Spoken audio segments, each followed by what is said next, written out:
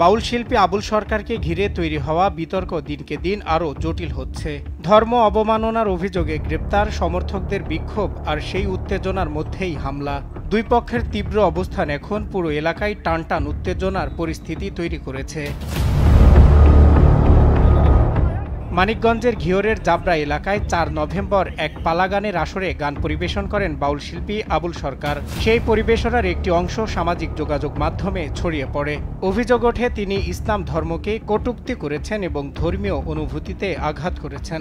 আমাদের সম্মেলন ছিল 11টায়, তো তাদের সম্মেলন ছিল 9টায়। আমাদের কিছু বড় ভাইরা তখন ওখানে ওই বিজয় মেলার মাঠে উপস্থিত ছিল। অল্প কিছু লোক ওখানে দেখে তাদের উপর হামলা করে, আক্রমণ করে। 4-5 জনের মাথা ফাটাই দিয়েছে। তারা গুরুতর অবস্থায় আছে, বর্তমানে সদর হাসপাতালে আছে। এই অভিযোগে ক্ষুব্ধ হয়ে স্থানীয় আলেম ওলামা ও তৌহিদি জনতা মানববন্ধন করেন।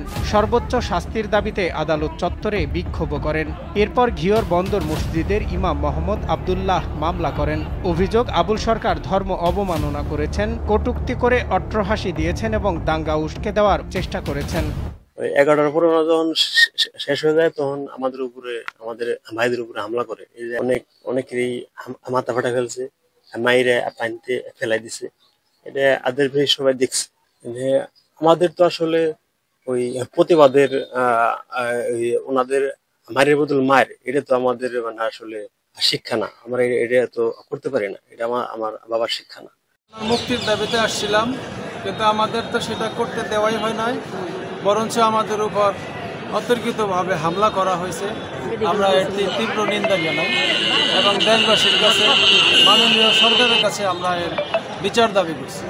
মামলার পরদিন মাদারীপুরের একটি গানের আসর থেকে পুলিশ তাকে নিরাপত্তার কথা বলে নিয়ে যায়, এমনটাই দাবি তার শিষ্যদের। আদালতে হাজিরের পর তাকে কারাগারে পাঠানো হয়। এদিকে তার ভক্ত ও শিষ্যরা বলছেন, পালার নির্দিষ্ট খণ্ডিত অংশ দিয়ে বিভ্রান্তি তৈরি করা হয়েছে, মূল বক্তব্য প্রচার করা হয়নি। ফলে ইচ্ছাকৃতভাবে পরিস্থিতি ঘোলা করা হচ্ছে বাউল শিল্পীদের বিরুদ্ধে। মহারাজ আবুল সরকার, ওনাকে গ্রেপ্তার করা হয়েছে, জেল হাজতে আছে।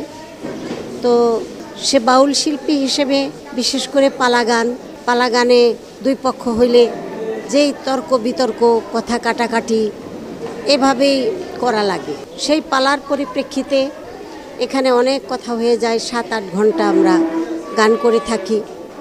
7-8 ঘন্টা যখন কথা বলা লাগে, গান করা লাগে, এখানে একটা কথার পৃষ্ঠে আরেকটা কথার জবাব দিতে গেলে যেই প্রসঙ্গগুলি চলে আসে সেগুলি বলা লাগে।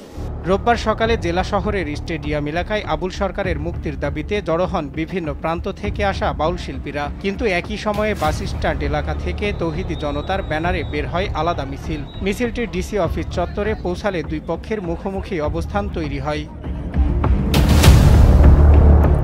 অভিযোগ উঠেছে সেখান থেকেই বাউল শিল্পীদের উপর হামলা চালানো হয়। কেউ কেউ প্রাণ বাঁচাতে স্টেডিয়াম সংলগ্ন ডোবায় ঝাঁপ দেন। এতে অন্তত 10 জন বাউল শিল্পী আহত হয়। পরে তাদের উদ্ধার করে হাসপাতালে পাঠায় পুলিশ।